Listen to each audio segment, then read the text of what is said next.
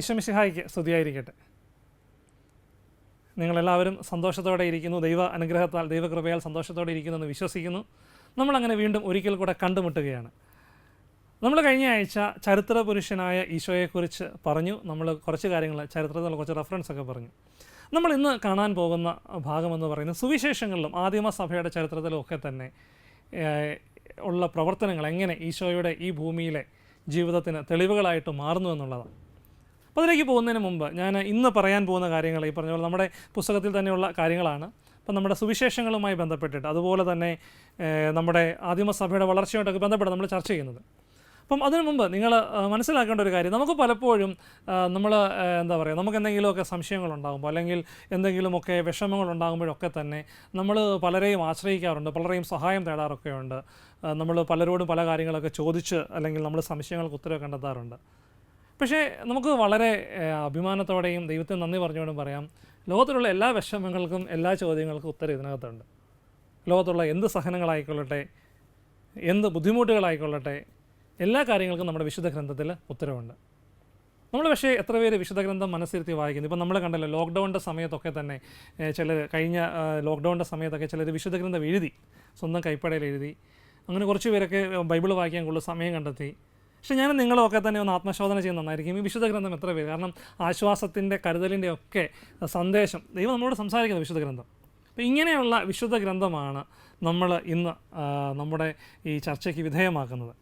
ഞാൻ ഇപ്പോഴും ഓർക്കുന്നുണ്ട്, ഈ ചില കുട്ടികളൊക്കെ തന്നെ നമ്മൾ ഹോസ്റ്റലിലൊക്കെ ചിലരൊക്കെ റൂമിലേക്ക് ചെല്ലുമ്പോഴത്തേക്കിനും ഹോസ്റ്റൽ റൂമിലൊക്കെ തന്നെ അവർ ഏറ്റവും പൂജ്യമായിട്ട് അവർ സൂക്ഷിച്ച് വെക്കുന്ന വിശുദ്ധ ഗ്രന്ഥം, അല്ലെങ്കിൽ ഈ സ്റ്റഡി ടേബിൾ ചില കുട്ടികളിലൊക്കെ വീട്ടിൽ ചെല്ലുമ്പോഴത്തേക്കിനും അവരുടെ മേശപ്പുറത്ത് അവർ ഏറ്റവും ഇതായിട്ട് സൂക്ഷിക്കുന്ന വിശുദ്ധ ഗ്രന്ഥവും അതുപോലെ തന്നെ എന്താ പറയുക നമ്മുടെ ഈശോയുടെ ഫോട്ടോയൊക്കെയാണ്. നിങ്ങളുടെ എത്ര പേരുടെ സ്റ്റഡി ടേബിളിൽ ബൈബിൾ ഉണ്ടെന്ന് എനിക്കറിയത്തില്ല, അല്ലെങ്കിൽ നിങ്ങളുടെ സ്റ്റഡി ടേബിൾ എന്തായിരിക്കും അവസ്ഥയെന്ന് അറിയത്തില്ല, അല്ലെങ്കിൽ നിങ്ങൾക്ക് ഹോസ്റ്റലുണ്ടെങ്കിൽ ഹോസ്റ്റലിൽ വന്നറിയാം. ഞാനത് ഓർമ്മിപ്പിക്കില്ലേ ദൈവമേ എന്ന് പറയുന്ന പോലെ നിങ്ങൾ ഓർമ്മിപ്പിക്കുന്നില്ല. അപ്പോൾ എന്തായാലും ആ വിശുദ്ധ ഗ്രന്ഥം അപ്പോൾ ഏറ്റവും പ്രധാനപ്പെട്ട നമ്മുടെയൊക്കെ ജീവിതത്തിലെ നമ്മുടെ എല്ലാ വിഷമങ്ങൾക്കും എല്ലാ ചോദ്യങ്ങൾക്കും ഉത്തരവുള്ള വിശുദ്ധ ഗ്രന്ഥമാണ് നമ്മളിന്ന് ആശ്രയിക്കുന്നത്. വിശുദ്ധ ഗ്രന്ഥത്തിൽ പ്രത്യേകിച്ച് സുവിശേഷങ്ങളിൽ എന്താണ് ഈശോയെക്കുറിച്ച് പറഞ്ഞിരിക്കുന്നത് എന്നുള്ളതാണ്. നമുക്കറിയാം, ഈശോയെക്കുറിച്ച് എഴുതപ്പെട്ടിരിക്കുന്ന ഗ്രന്ഥങ്ങളാണ് 4 സുവിശേഷങ്ങൾ. അതെ ആണല്ലോ അല്ലേ, അറിയാമല്ലോ, 4 സുവിശേഷങ്ങളുടെ പേരറിയാമല്ലോ അല്ലേ. അറിയത്തില്ലെന്ന് പറയരുത്, ഞാനെന്തായാലും പറഞ്ഞേക്കാം. വിശുദ്ധ മത്തായിയുടെ സുവിശേഷം, വിശുദ്ധ മർക്കോസിൻ്റെ സുവിശേഷം, വിശുദ്ധ ലൂക്കായുടെ സുവിശേഷം, വിശുദ്ധ യോഹന്നാൻ്റെ സുവിശേഷം. നിങ്ങൾക്കറിയാമെന്നറിയാം, എങ്കിൽ കൂടെ ഞാൻ ഓർമ്മിപ്പിക്കാൻ വേണ്ടി പറഞ്ഞു എന്നുള്ളതേ ഉള്ളൂ. ഈശോയുടെ ജീവിതത്തിലെ മിഴിവാർന്ന ചിത്രങ്ങളാണ് സുവിശേഷങ്ങൾ വരച്ചു കാട്ടുന്നത്. ഈശോയെ നേരിൽ കണ്ടും കേട്ടും അനുഭവിച്ചും അറിഞ്ഞ സുവിശേഷകന്മാർ, അതായത് ഈ റണ്ണിങ് കമൻട്രി പോലല്ല, ഇതെല്ലാം ഇങ്ങനെ കണ്ട് മനസ്സിലാക്കി ഈശോ എന്താണ് ചെയ്യുന്നത്, ഈശോ എന്തെല്ലാം കാര്യങ്ങൾ ചെയ്തു, എന്തൊക്കെ കാര്യങ്ങൾ പറഞ്ഞു എന്നൊക്കെ ഇങ്ങനെ നേരി കണ്ടവരാണ് നമ്മൾ ഐ വിറ്റ്നസ് എന്നൊക്കെ പറയുന്ന പോലെ. അങ്ങനെ കണ്ടും കേട്ടും അനുഭവിച്ചറിഞ്ഞ സുവിശേഷകന്മാർ, അല്ലെങ്കിൽ അതുപോലെ കൃത്യമായിട്ടുള്ള വിവരണങ്ങൾ കേട്ട് മനസ്സിലാക്കിയ സുവിശേഷകന്മാർ നൽകുന്ന വിവരണത്തിന് പ്രത്യേകമായ പ്രാധാന്യമുണ്ട്. നമ്മൾ പറയില്ല, ഒരു കാര്യം കണ്ടുകൊണ്ട് അല്ലെങ്കിൽ അത് നേരിട്ട് കേട്ട് വിശ്വസിച്ച് ഒരാൾ ഒരു കാര്യത്തിന് എക്സ്പ്ലനേഷൻ തരുമ്പോഴത്തേക്കും അതിന് പ്രാധാന്യമുണ്ട്. സുവിശേഷങ്ങളിൽ പരാമർശിച്ചിട്ടുള്ള ചരിത്രബന്ധിതമായ സംഭവങ്ങളും വ്യക്തികളും സ്ഥലങ്ങളും ഈശോയുടെ ചരിത്രപരതയ്ക്ക് വലിയ സാക്ഷ്യമാണ്. സുവിശേഷത്തിൽ പറഞ്ഞേക്കുന്ന കാര്യങ്ങൾ. അപ്പം ഉദാഹരണം പറഞ്ഞാൽ, നമ്മുടെ ഈശോയുടെ ജനനത്തെക്കുറിച്ച് നമ്മൾ വായിക്കുമ്പോഴത്തേക്കിനും ഒരു സെൻസസിനെ കുറിച്ച് പറയുന്നുണ്ട്. ശ്രദ്ധിച്ചിട്ടുണ്ടോ? ഈശോയുടെ എന്തുകൊണ്ടാണ് ബത്ലഹേമിലേക്ക് തമ്പുരാൻ കർത്താവ് അല്ലെങ്കിൽ പരിശുദ്ധ അമ്മയും വിശുദ്ധ ഔസേപിതാവും ഉണ്ണിമിശിഹായ്ക്ക് ജന്മം നൽകാൻ എന്തുകൊണ്ട് ബത്ലഹേമിൽ അവരെത്തി, ഒരു സെൻസസിൻ്റെ കാര്യം പറയുന്നുണ്ട്. അപ്പം ഇന്നത്തെ ഒന്നാമത്തെ ഡ്യൂട്ടി, ക്ലാസ് കഴിഞ്ഞിട്ട് മതി, ബൈബിൾ എടുക്കുക, വിശുദ്ധ ഗ്രന്ഥത്തിൽ നിന്നും ഈ പറഞ്ഞതുപോലെ എവിടെയാണ് ഒരു സെൻസസിനെ കുറിച്ച് പറയുന്നുണ്ട്. ഒരാൾ ഓർഡർ ചെയ്ത ഒരു കണക്കെടുപ്പിന് വേണ്ടിയാണ് ഇവർ അങ്ങോട്ട് വരുന്നത്. ഇന്നത്തെ ഒന്നാമത്തെ എൻ്റെ ചോദ്യം ഇതാണ്: ഏത് രാജാവാണ് അല്ലെങ്കിൽ ഏത് ചക്രവർത്തിയാണ് ഈ പറഞ്ഞ കണക്കെടുപ്പിന് ഓർഡർ ചെയ്തത്, ഈ സെൻസസിന് ഓർഡർ ചെയ്തത്? എന്തുകൊണ്ടാണ് ഇവർ ബത്ലഹേമിലേക്ക് വന്നത്? ഓക്കെ, അപ്പോൾ അവിടെ നിൽക്കട്ടെ. അപ്പോൾ നമ്മുടെ ഒരു ജോലിയായ ചെയ്യണം കേട്ടോ, ചെയ്തിട്ട് ഇതൊക്കെ നിങ്ങളുടെ ടീച്ചേഴ്സിനോട് പറഞ്ഞു കൊടുക്കേണ്ടത്. അപ്പോൾ എനിക്കെന്തായാലും അയച്ചു തരാൻ പറ്റത്തില്ലല്ലോ. അപ്പോൾ അത് തീർച്ചയായിട്ടും ചരിത്രത്തിൽ രേഖപ്പെടുത്തിയിരിക്കുന്ന കാര്യമാണ്. ഇങ്ങനെയുള്ളൊരു സെൻസസ് ഉണ്ടായിരുന്നു. അപ്പം ഈ ഒരു കാലഘട്ടത്തിൽ അതുപോലെ തന്നെ ഇങ്ങനെ ഒരു വലിയ കണക്കെടുപ്പ് ഉണ്ടായി എന്നുള്ളത് ചരിത്ര സത്യമാണ്. അല്ല ചുമ്മാ ഒരു കഥ ഇങ്ങനെ നമ്മളിങ്ങനെ ഊഹിച്ചെടുത്ത് എഴുതിയതൊന്നുമല്ല. രണ്ടാമത്, ഇപ്പം കുറേ കാര്യങ്ങളുണ്ട് ബൈബിൾ അതിൻ്റെ റെഫറൻസ് വരുന്നുണ്ട്. സീസർ നീതി കൊടുക്കുന്നതിനെക്കുറിച്ചൊക്കെ പറയുന്നുണ്ട്. അത് അവിടെയൊക്കെ നിൽക്കട്ടെ, ഇഷ്ടംപോലെ കാര്യങ്ങളുണ്ട്. അവസാനം ഈ ഈശോ മിശിഹായെ കുരിശുമരണത്തിന് വിധിക്കാൻ വേണ്ടി ഇവർ കൊണ്ടുവരുന്ന ആരെടുത്താ? പീലാത്തോസിൻ്റെ അടുത്താ. ചരിത്രം കൃത്യമായിട്ട് സാക്ഷ്യപ്പെടുത്തുന്നുണ്ട് അങ്ങനെ ഒരു വ്യക്തി ഉണ്ടായിരുന്നു എന്നുള്ളതും അദ്ദേഹത്തിൻ്റെ ഭരണകാലം ഉണ്ടായിരുന്നു എന്നുള്ളതും. ഞാൻ 2 ഉദാഹരണങ്ങളാണ് പറഞ്ഞത്. വിശുദ്ധ ഗ്രന്ഥത്തിൽ ഇങ്ങനെ ഓരോ കാര്യങ്ങളും കൃത്യമായിട്ട് പറയുന്നുണ്ട്. ഇനി ലൂക്കായുടെ സുവിശേഷത്തിലേക്ക് വരാം. നമുക്ക് ഈ സുവിശേഷങ്ങളിലേക്ക് വരുമ്പോഴത്തേക്കിനും ലൂക്കായുടെ സുവിശേഷത്തിൻ്റെ ആദ്യം ഇങ്ങനെയാണ് ലൂക്കാ സുവിശേഷം എഴുതി വെക്കുന്നത്.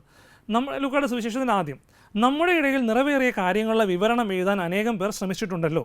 അതാകട്ടെ ആദ്യം മുതൽ തന്നെ വചനത്തിന് ദൃക്സാക്ഷികളും ശുശ്രൂഷകന്മാരും ആയിരുന്നവർ നമുക്ക് ഏൽപ്പിച്ചു തന്നിട്ടുള്ളതനുസരിച്ചാണ്. അല്ലയോ ശ്രേഷ്ഠനായ തെയോഫിലോസ്, എല്ലാ കാര്യങ്ങളും ശ്രദ്ധിച്ചുകൊള്ളുക, പ്രാരംഭം മുതൽക്കേ സൂക്ഷ്മമായി പരിശോധിച്ചതിന് ശേഷം എല്ലാം ക്രമമായി നിനക്ക് എഴുതുന്നത് ഉചിതമാണെന്ന് എനിക്ക് തോന്നി. ഓരോ സുവിശേഷം ഇങ്ങനെ ചുമ്മാ വാരി വിളിച്ചെന്നെങ്കിൽ എഴുതി വെച്ചേക്കുമല്ല, ക്രമമായിട്ട് കാര്യങ്ങൾ പരിശോധിച്ച് വ്യക്തമായിട്ട് ക്രമാനുഗതമായി കാര്യങ്ങൾ ക്രമീകരിച്ച് അല്ലെങ്കിൽ അടുക്കി വെച്ച് വ്യക്തമായിട്ട് എഴുതിയേക്കുന്നതാണ് ഓരോ സുവിശേഷവും. ലൂക്കാ സുവിശേഷകൻ്റെ ഈ വാക്കുകൾ ഈശോയിൽ പൂർത്തിയായ ചരിത്ര സംഭവങ്ങളുടെ വിവരണങ്ങളാണ് സുവിശേഷങ്ങളിൽ ആലേഖനം ചെയ്ത് വെച്ചിരിക്കുന്നതെന്ന് നമുക്ക് മനസ്സിലാക്കാം. ചരിത്രത്തിൽ സംഭവിച്ച കാര്യങ്ങളെ കൃത്യമായിട്ട് എഴുതി വെക്കുക. ഓരോ സുവിശേഷവും അങ്ങനെ തന്നെയാണ്. ഞാനിനി വേറെ നമുക്ക് അടുത്ത ഇതിലേക്ക് പോകേണ്ടത് കൊണ്ട് ഇതുപോലെ തന്നെ വേറെ ഒരു സുവിശേഷം എന്ന് പറഞ്ഞാൽ യോഹന്നാൻ ശ്ലീഹയുടെ സുവിശേഷമാണ്. ഈ യോഹന്നാൻ ശ്ലീഹയുടെ സുവിശേഷത്തിൽ യോഹന്നാൻ ശ്ലീഹ അവസാനം എഴുതി വെക്കുന്നുണ്ട്, 20-ാമത്തെ അധ്യായത്തിൻ്റെ അവസാനം പറഞ്ഞു വെക്കുന്നുണ്ട്, സംഭവിക്കാത്ത കാര്യങ്ങൾ എഴുതുകയല്ല, സംഭവിച്ചതിൽ പ്രധാനപ്പെട്ടത് മാത്രമേ എഴുതി വെച്ചിട്ടുള്ളൂ എന്ന് പറയുന്നുണ്ട്. അതെങ്ങനെയെന്ന് ഞാൻ പറയാം. ഇങ്ങനെയാണ് യോഹന്നാൻ ശ്ലീഹ അവിടെ പറയുന്നത്: ഈ ഗ്രന്ഥത്തിൽ എഴുതപ്പെടാത്ത മറ്റനേകം അടയാളങ്ങളും യേശു ശിഷ്യരുടെ സാന്നിധ്യത്തിൽ പ്രവർത്തിച്ചു. എന്നാൽ ഇവ തന്നെയും എഴുതപ്പെട്ടിരിക്കുന്നത് യേശു ദൈവപുത്രനായ ക്രിസ്തുവാണെന്ന് നിങ്ങൾ വിശ്വസിക്കുന്നതിനും അങ്ങനെ വിശ്വസിക്കുക നിമിത്തം നിങ്ങൾക്ക് അവരുടെ നാമത്തിൽ ജീവൻ ഉണ്ടാകുന്നതിന് വേണ്ടിയുമാണ്. അതായത് ഇഷ്ടംപോലെ കാര്യങ്ങളുണ്ട്, ഒരുപാട് കാര്യങ്ങൾ സംഭവിച്ചു. അപ്പോൾ എല്ലാം വാരിവൽ ചെയ്തുപോലെ ചെയ്തു. അതാണ് ഞാൻ ആദ്യമേ പറഞ്ഞത്. യോഹന്നാൻ ശ്ലീഹ പറയുന്നത് സംഭവിക്കാത്ത കാര്യങ്ങൾ എഴുതുകയല്ല, സംഭവിച്ചത് പ്രധാനപ്പെട്ടത് മാത്രമേ എഴുതിയിട്ടുള്ളൂ.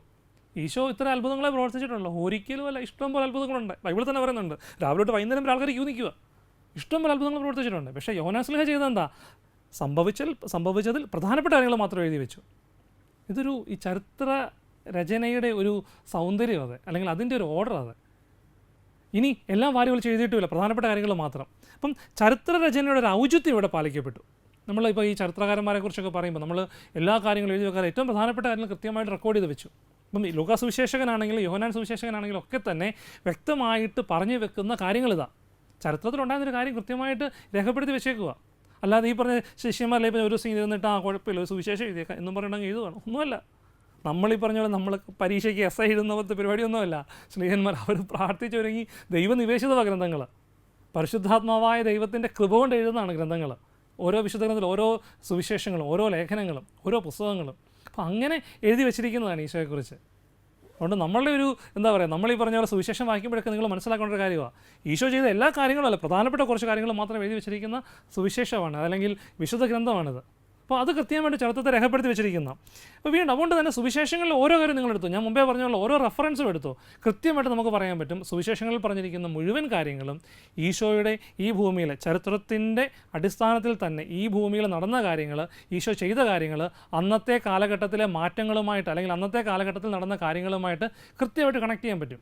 അപ്പോൾ സുവിശേഷങ്ങളെന്ന് പറയുന്നത് ഞാൻ മുമ്പേ പറഞ്ഞ പോലെ ചുമ്മാ ഇങ്ങനെ ഒരു മായക ലോകത്തിലിരുന്നുകൊണ്ട് എഴുതിയ കാര്യമൊന്നുമല്ല, കൃത്യമായിട്ട് തമ്പുരാൻ കർത്താവിനെക്കുറിച്ച് ശിഷ്യന്മാർ എഴുതി വെച്ചത്. അതുപോലെ തന്നെ തൊട്ടടുത്ത് അപ്പസ്തോല പ്രവർത്തനങ്ങളിലേക്ക് വരുമ്പോഴത്തേക്കിനും നമുക്കവിടെ കാണാൻ വേണ്ടി സാധിക്കും ഇങ്ങനെയുള്ള മനോഹരമായിട്ടുള്ള വിവരണങ്ങൾ സഭയുടെ വളർച്ചയെക്കുറിച്ച്. അപ്പം ഞാൻ ഇന്ന് പറഞ്ഞ ആദ്യത്തെ പോയിൻ്റ് എന്ന് പറയുന്നത് സുവിശേഷങ്ങളിൽ ഈശോയുടെ ചരിത്ര സാന്നിധ്യത്തെ അല്ലെങ്കിൽ ഈശോ മിശിഹായുടെ ഈ ഭൂമിയിലെ ജീവിതത്തെക്കുറിച്ചുള്ള തെളിവുകൾ, ചരിത്രവുമായി ബന്ധപ്പെട്ട തെളിവുകൾ സുവിശേഷത്തിൽ എങ്ങനെ വരുന്നു അല്ലെങ്കിൽ എങ്ങനെ അത് രേഖപ്പെടുത്തിയിരിക്കുന്നു എന്നുള്ളതാണ്. ഇനി രണ്ടാമത്തെ കാര്യമാണ് ആദിമസഭയുടെ വിശ്വാസ പ്രഘോഷണം. രണ്ടാമത്തെ തെളിവാണ്. നമ്മൾ കഴിഞ്ഞ ക്ലാസ്സിൽ നമ്മൾ കണ്ടു, നമ്മൾ മറക്കരുത്, നമ്മൾ ഈശോയെ ഒരു വലിയൊരു കാത്തിരിപ്പിൻ്റെ പൂർത്തീകരണമാണെന്ന് കണ്ടു. അതുപോലെ തന്നെ ചരിത്ര ഗ്രന്ഥങ്ങൾ എങ്ങനെയാണ് ഈശോ മിശിഹായുടെ ഈ ഭൂമിയിലെ ജീവിതത്തെക്കുറിച്ച് രേഖപ്പെടുത്തിയിരിക്കുന്നത് കണ്ടു. അതിൻ്റെ ബാക്കിയായിട്ട് നമ്മളിപ്പോൾ കണ്ടത് സുവിശേഷങ്ങൾ എങ്ങനെയാണ് ഈശോയെക്കുറിച്ച് പറയുന്നത്. ഇനി ആദിമസഭയുടെ വിശ്വാസ പ്രഘോഷണം അടുത്തായിട്ട് നമുക്ക് കാണാനുള്ള ഏരിയയാണ് ആദിമസഭയുടെ വിശ്വാസ പ്രഘോഷണം. ഈശോ ചരിത്ര പുരുഷനാണെന്നതിൻ്റെ ശക്തമായ മറ്റൊരു തെളിവാണ് ആദിമ സമൂഹത്തിൻ്റെ ജീവിതം. ഈശോ ചരിത്രപുരുഷനായിരുന്നു. അതിന് അപ്പസ്തോല പ്രവർത്തനങ്ങളൊക്കെ ഒന്ന് വായിച്ചു നോക്കിയേ. അന്ത്യോക്യയിൽ വെച്ചാണ് ക്രിസ്തുവിൽ വിശ്വസിച്ചവർ ആദ്യമായി ക്രിസ്ത്യാനികളെന്ന് വിളിക്കപ്പെട്ടത്. അന്ത്യോക്യയിൽ വെച്ചാണ് ഈ ഈശോയിൽ വിശ്വസിച്ചവർ ആദ്യമായിട്ട് ക്രിസ്ത്യാനികളെന്ന് വിളിക്കപ്പെട്ടത്. ഇനി ഈ പറഞ്ഞ അപ്പസ്തോല പ്രവർത്തനങ്ങളിൽ തന്നെയാണ് വിശുദ്ധ പത്രോസ് ശ്ലീഹായും അതുപോലെ തന്നെ രക്തസാക്ഷിയായ സഭയിലെ ആദ്യത്തെ രക്തസാക്ഷിയായ വിശുദ്ധ എസ്തപ്പാനോസിനെയും ഒക്കെ തന്നെ ഈശോയെക്കുറിച്ചുള്ള സാക്ഷ്യങ്ങൾ.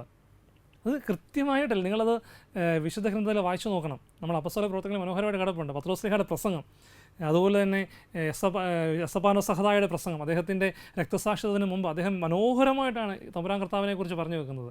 അതൊക്കെ നിങ്ങളെന്താ വായിച്ചാൽ നമുക്ക് മനസ്സിലാവും. ഒരു ചരിത്രം തന്നെയാണ് പറയുന്നത്, നടന്ന കാര്യങ്ങൾ, ഇല്ലാത്ത കാര്യങ്ങളല്ല പറയുന്നത്. അപ്പം അപ്പസ്തോല പ്രവർത്തനങ്ങൾ ഇങ്ങനെയുള്ള കുറേയധികം ഉദാഹരണങ്ങൾ നമുക്ക് തരുന്നുണ്ട്. സത്യസന്ധതയോടെ ചരിത്രത്തെ സമീപിക്കുന്ന ഏതൊരാൾക്കും ഈശോയുടെ ചരിത്രത്തിലെ സാന്നിധ്യത്തെ നിഷേധിക്കാനാവില്ല.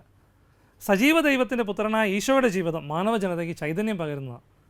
ഞാൻ ഇത് പറയാൻ കാരണം, നമ്മൾ ഇപ്പോൾ കുറേയധികം, ഞാൻ ഒന്ന് റിവൈൻഡ് ചെയ്തതുകൊണ്ടാണ്, നമ്മൾ കഴിഞ്ഞ ക്ലാസ്സിലും ഈ ക്ലാസ്സിലും വേണ്ടി കുറേയധികം വ്യക്തമായിട്ടുള്ള ഉദാഹരണങ്ങൾ ഈശോ മിശിഹായുടെ ഈ ചരിത്രത്തിലെ ഈശോയുടെ സാന്നിധ്യത്തെക്കുറിച്ച്, ചരിത്രത്തെ രണ്ടായി വിഭജിച്ച ചരിത്ര പുരുഷനെക്കുറിച്ച്, ഈശോ മിശിഹായെക്കുറിച്ച് നമ്മൾ കണ്ടു. അപ്പോൾ ഇത്രയും കാര്യങ്ങളുള്ളപ്പോൾ സത്യസന്ധതയോടെ ചരിത്രത്തെ സമീപിക്കുന്ന ഏതൊരാൾക്കും ഈശോയുടെ ചരിത്രത്തെ നിഷേധിക്കാനാവില്ല.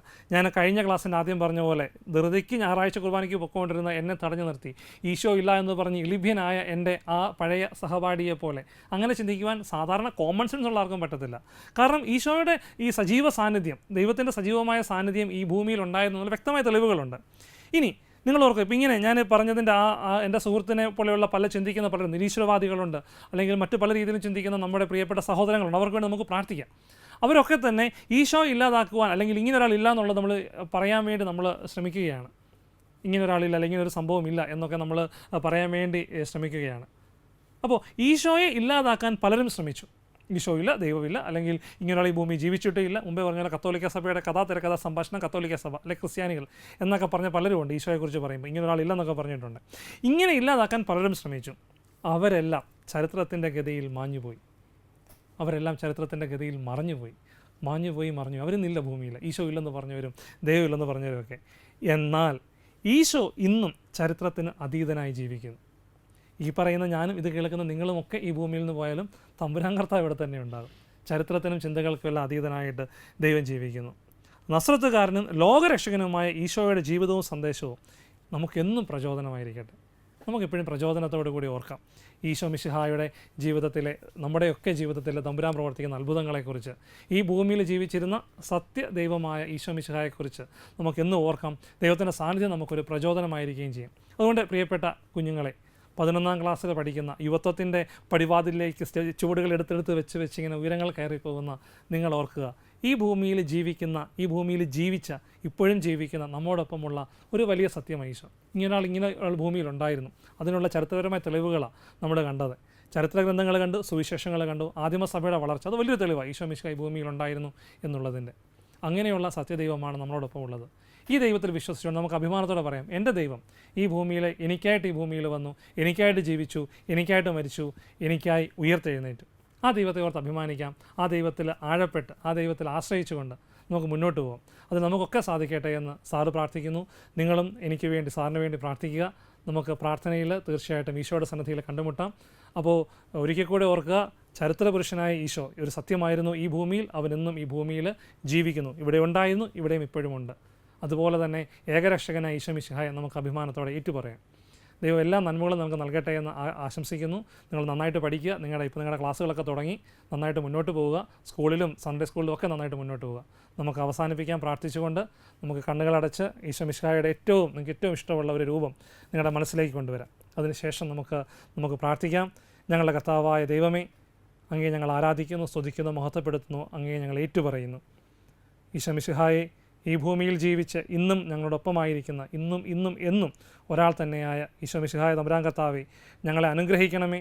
അങ്ങയുടെ വലിയ സ്നേഹത്തെ ഞങ്ങളെ എന്നും നിലനിർത്തണമേ. അങ്ങയുടെ പരിശുദ്ധാത്മാവിനെ അയച്ച് എന്നും ഞങ്ങളെ ശക്തിപ്പെടുത്തി ഈ ഭൂമിയിൽ ജീവിക്കുവാൻ ഞങ്ങളെ പ്രാപ്തരാക്കണമേ.